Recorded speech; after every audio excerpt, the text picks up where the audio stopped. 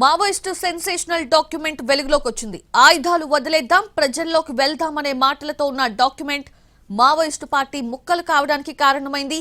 ఈ డాక్యుమెంట్ ని ఆగస్టు 2024న దేశవ్యాప్తంగా ఉన్న అన్ని కమిటీలకు పొలిట్ బ్యూరో పంపింది. బయటకు లీకైన పొలిట్ బ్యూరో మీటింగ్ డాక్యుమెంట్ ని డీజీపీల మీటింగ్ లో ప్రధానికిచ్చారు అధికారులు.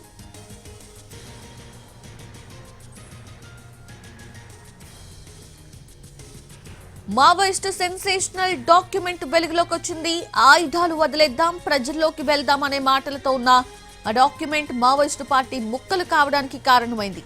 ఈ డాక్యుమెంట్ ని ఆగస్టు 2024న దేశవ్యాప్తంగా ఉన్న అన్ని కమిటీలకు పొలిట్ బ్యూరో పంపింది.